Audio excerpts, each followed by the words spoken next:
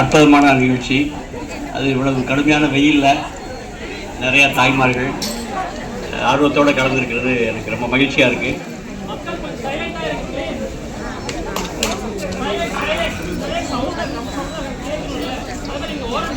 பொதுவாக மாடித்தோட்டம் அப்படிங்கிறத பற்றி நான் பெருசாக பேசுகிறதில்ல, பேசின வாய்ப்பு இல்லை. இப்போ தான் முதல்ல உங்களோட பேசுகிறேன். இது ஒரு பெரிய இயக்கமாக அங்கே வளர்ந்துருக்கிறது பார்த்து மகிழ்ச்சியாக இருக்குது. நான் பெரும்பாலும் சிறு குறு விவசாயிகளோட அல்லது இயற்கை விவசாயிகளோட தான் கிராமப்புறங்களில் வேலை செஞ்சுட்டு வரேன். பொதுவாக இந்த மாடித்தோட்டம் என்பது இங்கே ஒரு பெரிய அளவில் பல நகரங்களில் வளர்ந்துருக்கு. குறிப்பாக சென்னை, கோயம்புத்தூர், பெங்களூர் போன்ற இடங்களில் இதனுடைய தோற்றுவாய் அப்படின்னு பார்த்தீங்கன்னா கியூபாவில் தான் இது ரொம்ப பெருசாக தொடங்குது. முதல்ல கியூபா நாட்டில் தான் இந்த நகரிய பண்ணையம், அர்பன் ஃபார்மிங் அல்லது மாடித்தோட்டம் அல்லது வீட்டு தோட்டம் அப்படிங்கிறது. அதுக்கு முன்னாடி நம்முடைய கிராமங்களில் சின்ன சின்ன புழக்கடை தோட்டம் சொல்லி வீட்டுக்கு பின்னாடி பயிர்கொழி போடுறது பழக்கம் இருந்தது. ஆனால் இது ஒரு நகர்ப்புறம் சார்ந்து இருக்கக்கூடிய முறை இப்போ தான் இங்கே வளர்ந்துருக்கு. இதில் ஒரு சில கருத்துக்களை நான் தொழில்நுட்ப ரீதியாக உங்களுக்கு பயன்படுற மாதிரி சொல்லலாம்னு நினைக்கிறேன். பொதுவாக மாடித்தோட்டம் பழங்கக்கூடியவங்களை நான் பெரும்பாலும் பார்த்துருக்கேன். அது டேப் ரெக்கார்டு வாங்குற மாதிரி முதல்ல ஆசையாக வாங்குவாங்க, அப்புறம் தொட்டியெல்லாம் வைப்பாங்க மேலே, அப்புறம் ஒரு வாரம் கழித்து விட்டுருவாங்க, மறந்துடுவாங்க. நம்ம டேப் ரெக்கார்டை வாங்கிட்டு முதல்ல அப்போ கேசட் போட்டு கேட்போம், இப்போ அந்த சிடி போட்டு கேட்குறோம் இல்லையா, அதுக்கப்புறம் ஒரு வாரம் கழித்து மறந்து போயிடுவோம். அது மாதிரி தான் பெரும்பாலான இடங்களில் மாடித்தோட்டம் நடந்துக்கிட்டு இருக்கு. ஆனாலும் கூட சிலர் விடாப்பிடியாக செய்கிறாங்க. அந்த மகிழ்ச்சி. ஏன் மாடித்தோட்டத்தை நம்ம செய்யணும் அப்படிங்கிறத பற்றி கேட்டிங்கன்னா, மிக மிக முக்கியமானது நம்முடைய உடல் நலம். இந்த உடல் நலத்துக்கு நம்மால் உருவாக்கப்பட்ட ஒரு உணவை எடுத்துக்கிட்டால் தான் நல்லது. அது ஈகோ லிட்ரேசின்னு சொல்லிட்டு அமெரிக்கா போன்ற நாடுகளில் பெரிய அளவில் அது வளர்ச்சி அடைஞ்சிருக்கு. அது நம்முடைய உணவை நாமளே உருவாக்கணும் அப்படிங்கிறது அடிப்படை. ஏன்னா வெளியிருந்து யாரும் கொடுக்கக்கூடிய உணவு சரியாக இருக்குமா அப்படிங்கிறதுல பெரிய கேள்வி இருக்குது. என்னதான் ஆர்கானிக்காக கொண்டாந்து கடைகளில் விற்றா கூட அவங்க எங்கேருந்து வாங்கிட்டு வர்றாங்கன்றது தூரம் போய் சாப்பாடு எடுத்துகிட்டு வந்து கண்டுபிடிச்சாங்க. அவ்வளோ ஒன்றோட ஒன்று தொடரக்கூடியது, அவ்வளோ வலுவான அந்த பூஞ்சாலங்கள். இதே மாதிரி நமக்கு இந்த நுண்ணுயிர்கள் மண்ணில் அதிகமாக இருக்க தான் அந்த நமக்கு விளைச்சல் கிடைக்கும். இது முக்கியமானது. அதுக்கப்புறம் மண்ணை பொறுத்தளவில் மினரல் பாட்டுன்னு ஒன்று சொல்லுவோம். அதாவது எப்படி இந்த கரிம சத்துக்கள் இருக்குதோ அதுபோல் அந்த நுண்ணூட்டங்களை கொண்ட மினரல் பாட்டு, அந்த தாது பொருட்களும் அதிகம் சமமாக இருக்கணும். அது ரெண்டையும் சேர்த்துக்கிட்டாதான் உங்களுக்கு இது சரியான ஒரு மண் கலவை நமக்கு கிடைக்கும். அந்த மண் கலவையை நம்ம பயன்படுத்திக்கணும். இதுதான் முக்கியமானது ஒன்று. அதுக்கப்புறம் எல்லாரும் நான் சொன்னது போல் அந்த மக்கு உரம் செய்ய தெரிஞ்சுக்கணும். அது ஒன்றும் இல்லை, சின்ன ஒரு பையில் கூட நீங்கள் செய்யலாம். வீட்டில் கிடைக்கிற அந்த இலைகள் தடைகள் கிடைக்கிறது, காய்கறி கழிவுகள், அதெல்லாம் ஒரு அடுக்கு போட்டுட்டு ஒரு அடுக்கு சாண கரைசல் போடணும். சாணம் உங்களுக்கு கிடைக்காது, நகரத்தில் இருக்கிறவங்களுக்கு பெரும்பாலும் சாணம் கிடைக்காது. அப்போ என்ன பண்ணுறது அப்படின்னா சாண பொடி வாங்கிக்கலாம், பவுடர் வாங்கிக்கலாம். இல்லை அப்படின்னா நீங்கள் என்ன பண்ணால் அந்த ரெடிமேடாக சில லிக்விட் கிடைக்கும். அதாவது அதிகமாக நைட்ரஜன் இருக்கக்கூடிய லிக்விடு, அந்த இஎம் சொல்லுவாங்களே, எஃபெக்டிவ் மைக்ரோ ஆர்கானிசம், அந்த மாதிரி நிறையா கிடைக்கும். அதை எடுத்து நீங்கள் ஸ்ப்ரே பண்ணிவிட்டு ஒரு அடுக்கு மேலே போடலாம். அல்லது மண் இருக்குது பாருங்க, தோட்ட மண், அதை கொஞ்சம் நாம இருக்க மாட்டோம். இப்போ தேனீக்களை மட்டும் உலகத்துலேருந்து அப்புறப்படுத்திட்டோம்னு வச்சுங்களேன், 3 வருஷத்துக்கு பிறகு நம்ம சோறு கிடைக்காது. அந்த அளவுக்கு முக்கியமானது. அதுதான் அந்த மகரந்த சேர்க்கை செய்யக்கூடிய பாலினேட்டர்ஸ் சொல்ல பார்த்தீங்கன்னா, அது முக்கியமான ஒரு பூச்சி. அதனால் பூச்சிகளை, ஏன்னா லட்சக்கணக்கான டன் நம்ம டிடிடி அடிச்சிருக்கோம் கொசுக்களை அழிக்கிறதுக்கு. கொசு குறைஞ்சிருக்கா அதிகமாக இருக்கா? அதிகமாக இருக்குது, பகல்லே கிடைக்குது.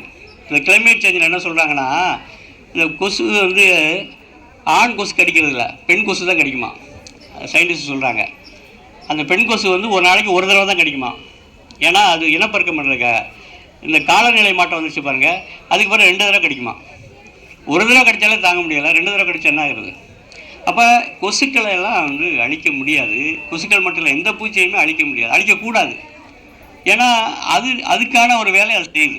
அது திருவள்ளுவர் சொன்ன போல் பிறப்புக்கும் எல்லா உயிரும் வாழ்றதுக்கான இங்கே உரிமை இருக்குது. அப்போ என்ன பண்ணலாம்? பூச்சியை விரட்டலாம், அதை கட்டுப்படுத்தலாம். அதுக்கு இணையான எதிர்பூச்சிகளை பண்ணலாம். நீங்கள் நிறையா பேர் குளவிகளை பார்த்து பயப்படுறோம் இல்லையா? பெரும்பாலும் வீடுகளை குளவி பார்த்தாச்சுன்னா அவ்வளோதான். ஆனால் குளவிகள் ரொம்ப ரொம்ப நன்மை செய்யுது. குளவிகளை பற்றி ஒரு நாள் பேசலாம், அவ்வளோ செய்திகள் இருக்குது. இந்த புள்ள குளவின்னு வீட்டில் கூடு கட்டும் பார்த்துருக்கீங்களா? மண்ணை வச்சு அதை உடச்சி பார்த்துருக்கீங்களா? உடச்சி பார்த்தீங்கன்னா உள்ள புழு இருக்கும், ஒரு பச்சையாக கொழுப்பாக இருக்கும். அந்த புழு யாரோட புழுன்னு நினைக்கிறீங்க? அந்த குளவியோட புழுவா? இல்லை. அது யாரோட புழு? அந்த குளவிக்கான உணவு. அது செத்து இருக்குமா உயிரோடு இருக்குமா? கரெக்டாக சொல்லுங்கள். உயிரோடு தான் இருக்குமா? மாட்டுக்கு எடுத்து இல்லையா? ஒரு சிலர் செத்து இருக்குன்னு சொல்கிறாங்க. உயிரோடு இருக்காது, செத்து இருக்க. அப்போ எப்படி தான் இருக்கும்? கோமா ஸ்டேஜில் இருக்கும். ஏன் அப்படின்னா செத்து போச்சுன்னா அழுகிடும் உடம்பு, பயன்படாது. அது என்ன பண்ணுன்னா அந்த குளவி அப்படியே ட்ராவல் பண்ணும். அந்த வயலில் போயிட்டு இருக்கிறதுலே நல்ல கொழுத்த புழுவை பார்த்து தூக்கும். அது தூச்சுன்னா அப்படி நெளியும் இல்லையா? அப்போ கீழே போட்டுருமாரு, வெயிட்டாக இருக்கும். அதனால் என்ன பண்ணுன்னா தன்னுடைய கொடுக்க வச்சு ஒரு போடு போடும். அதில் தன்னுடைய விஷத்தை நஞ்சை வந்து அதில் வந்து இன்ஜெக்ட் பண்ணும், மயக்கமாயிடும். அதை அப்படியே தூக்கிட்டு வந்து தன்னுடைய முட்டையை திருப்பி இன்ஜெக்ட் பண்ணிவிட்டு மூடி வச்சுட்டு போயிடும். அவ்வளோதான். நாங்கள் எங்கள் மாணவர்களோட ஒரு வகையான இந்த குளவியை ஆராய்ச்சி பண்ணோம். அதாவது மண்ணுக்குள்ளே மட்டும் அது கூடு கட்டும், வெளியே கட்டாது, தரைக்குள்ளே போயிட்டு பண்ணோம். அது நீங்கள் தோட்டத்தில் கொஞ்சம் கவனித்து பார்த்தீங்கன்னா பார்க்கலாம். பார்த்துருக்கீங்களா நீங்கள்? அது மாதிரி அது கிட்டத்தட்ட ஒரு 2-3 மணி நேரத்தில் 11 புழுவை உள்ளே கொண்டு போயிருக்கு. ஸ்டடி பண்ணாங்க. அங்கேருந்து எடுத்துகிட்டு வந்து உள்ளே கொண்டு போயிடும். அது செஞ்சுக்கிட்டே இருக்குது. அப்போ எவ்வளோ புழுக்களை அது அழிக்குது பாருங்கள். ஏன்னா புழுக்கள் வந்து எப்படின்னா இந்த பட்டர்ஃப்ளைன்னு சொல்லணும் இல்லையா, அதில் ஒரு வடிவம் தான் அது. அந்த புழுக்கள் தான் நம்ம இலைகளை சாப்பிட்றது, தண்டை தொலைக்கிறது, இதெல்லாம் வேலையெல்லாம் பார்க்கும். அப்போ அதை கட்டுப்படுத்துறதுக்கு குளவிகள் தான். இப்படி சிலந்திகள், இப்படி நூற்றுக்கணக்கான உயிரினங்கள் இருக்குது. இதெல்லாம் பாதுகாப்பு இயற்கையாகவே இருக்குது. ஆக நம்ம என்ன பண்ணோம்னா குளவிகளை அடிச்சிடக்கூடாது. குளவிகளை பார்த்து பயப்பட வேண்டியதில்லை. கொஞ்சம் பொறுமையாக இருந்தீங்கன்னா போய்டும். அது பெருசாக ஒன்றும் நம்மளை தாக்காது. அதை கவனமாக வச்சுக்கணும். அதே போல் இந்த பூச்சிகளை விரட்டுவதற்கு எண்ணெய் கரைசல்கள் பயன்படுத்தலாம். குறிப்பாக இந்த வேப்பெண்ணெய் கரைசல், அதே போல் இந்த முக்கூட்டு எண்ணெய்னு சொல்லக்கூடிய அந்த புங்கை புன்னை அது சேர்த்துக்கலாம். அது மாதிரி எண்ணெய் வடிவத்தில் இருக்கிறதும் சேர்த்துக்கலாம். பூச்சி விரட்டிகளாக பயன்படுத்திக்கலாம். அதே போல் சில இப்போ நீங்கள் சொன்னீங்க அசுவினி பூச்சி அந்த மாதிரி இதுக்கு சாம்பல் பயன்படுத்தலாம். ஆனால் எத்தனை பேருக்கு இங்கே வீடுகளில் இங்கே அடுப்பு கிடையாது, நீங்கள் கேஸ் தான் பயன்படுத்துகிறீங்க. அப்போ சாம்பல் வர்றதுக்கு வாய்ப்பு இல்லை. நீங்கள் சாம்பல் ஆன்லைனில் தான் வாங்கணும், வேறு வழி இல்லை. எப்படி எருவாட்டி ஆன்லைனில் வாங்குறாங்களோ அதுபோல் சாம்பலையும் ஆன்லைனில் வாங்க வேண்டிய நெருக்கடிக்கு நம்ம மாட்டியிருக்கோம். இது ஒரு பக்கம். இப்போ இதெல்லாம் பண்ணிக்கிட்டு நீங்கள் வந்து செஞ்சிட்டிங்கன்னா இந்த மாடி தோட்டத்தை ஓரளவுக்கு வெற்றிகரமாக செஞ்சிடலாம். அதில் நான் என்ன சொல்லுவேன் அப்படின்னா பெரும்பாலும் ஒரு டைம் டேபிள் நீங்கள் மெயின்டைன் பண்ணணும். எல்லோரும் 7 நாளைக்கு ஒரு ஸ்ப்ரே பண்ணணும். எப்படி பண்ணணும்னா முதல்ல ஒரு ஊட்டக்கரைசல், 7ஆவது நாள் ஒரு இந்த வளர்ச்சி ஊக்கி, அதுக்கு அடுத்த 7ஆவது நாள் ஒரு பூச்சி விரட்டி. இதை வரிசையாக பண்ணிக்கிட்டிங்கன்னா உங்களுக்கு சமமாக இருக்கும். அந்த கடைசி இப்போ வந்து 100 நாள் பயிருக்குன்னு வச்சுங்களேன், அதை 5 பாகங்களாக பிரிச்சுக்கணும். 20-20-20 பிரிச்சுக்கணும். அந்த கடைசி 40 நாள் வந்து என்ன பண்ணக்கூடாது, இந்த ஊட்டக்கரைசல் கொடுக்கக்கூடாது. ஏன்னா ஒரு செடியும் கம்ப்யூட்டர் மாதிரி ப்ரோக்ராம் பண்ணியிருக்கும். தனக்குள்ளே எவ்வளவு உற்பத்தி பண்ணுவேன் அப்படிங்கிறத அது செட் பண்ணியிருக்கும். நீங்கள் அந்த கடைசி இடத்துல போய் ஊட்டக்கரைசல் கொடுத்தீங்கன்னு வச்சுங்களேன், சத்து கொடுத்தீங்கன்னு வச்சுங்களேன், அது கன்ஃபியூஸ் ஆகிடும். அதனால் அப்போ கொடுக்கக்கூடாது. அப்போ பூச்சி விரட்டி மட்டும்தான் கொடுக்கணும். இது நான் குறைந்த நேரத்தில் அவ்வளோ செய்திகளை உங்களுக்கு சொல்ல முடியாது. ஒரு பயிற்சி முகாம் மாதிரினா நம்ம விரிவாக பேசலாம். இருந்தாலும் அவங்களுக்கு தொட்டு காட்டிட்டு போகிறேன், அவ்வளோதான். ஆக அப்படி பண்ணிக்கிட்டிங்கன்னா தொடர்ந்து இந்த ஸ்ப்ரே கொடுக்க உங்களுக்கு செடி வந்து அற்புதமாக இந்த விளைச்சல் தரும். அதுக்கப்புறம் நீங்கள் இன்னொரு என்ன டைம் டேபிள் பண்ணணும்னா எந்தெந்த சீசனில் என்னென்ன காய்கள் வருது அப்படிங்கிறத பார்க்கணும். இப்போ நாட்டு விதைகள், இப்போ சுந்தர் மாதிரி இருக்கவங்க நாட்டு விதைகளை ப்ரமோட் பண்ணுறாங்க. அப்படி பண்ணும்போது அது குறிப்பிட்ட பருவத்தில் தான் வரும். இப்போ ஹைப்ரிட் விதைகள் வந்து எல்லா காலத்துலேயும் வரும். அது லேபில் பண்ணுது, அது ஒரு கண்ட்ரோல்டு கிளைமேட்டில் செஞ்சுருக்காங்க. ஆனால் இந்த நாட்டு விதைகள் இயற்கையே பண்ணுறது. அதனால் அது அந்த ரிதம் சொல்லுவோம், இக்காலஜிக்கல் ரிதம், அந்த லயத்தில் தான் அந்த ஒத்து இசைவில் தான் அது உற்பத்தி பண்ணும்.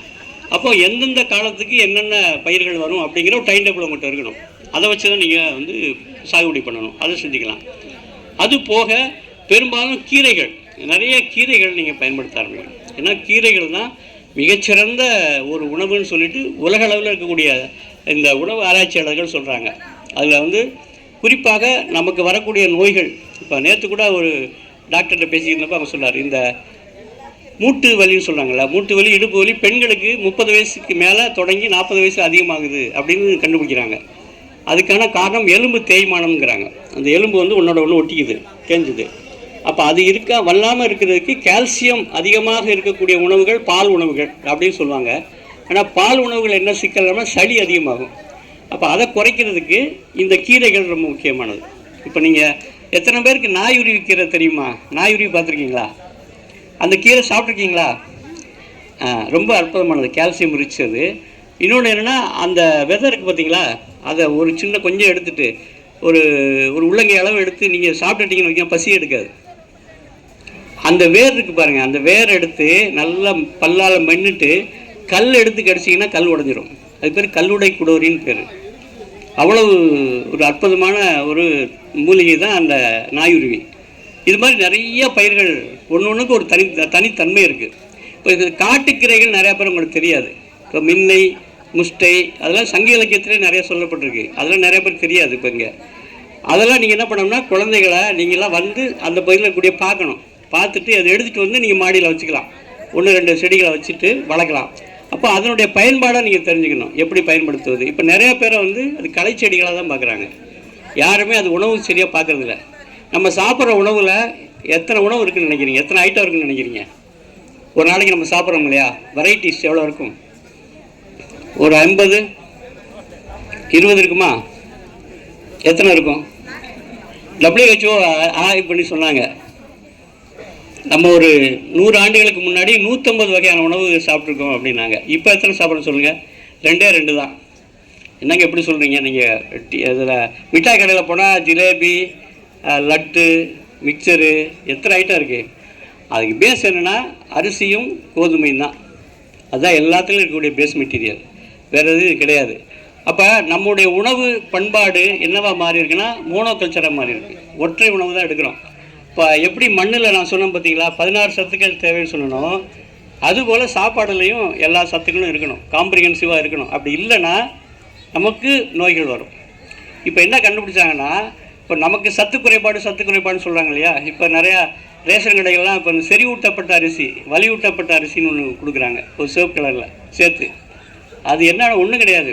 அதுக்கு பதிலாக நீங்கள் கைக்குத்தல் அரிசி சாப்பிட்டாலே போதும். இந்த தீட்டாத அரிசின்னு சொல்கிறோம் பாருங்கள், கைக்குத்தல் இப்போ யாரும் பண்ணுறதில்ல. தோல் மட்டும் உரிச்சிட்டு அந்த சிவப்பாக இருக்கும் அரிசி, அது சாப்பிட்டாலே அந்த பிரச்சனை இருக்கும். எத்தனை பேர் வெயிலுக்கு போகிறோம்? நம்ம இன்றைக்காவது கொஞ்சம் பேர் வெயிலில் உட்காந்துருக்காங்க. வெயிலுக்கு போனால் என்ன உணவு கிடைக்கும் சொல்லுங்கள்?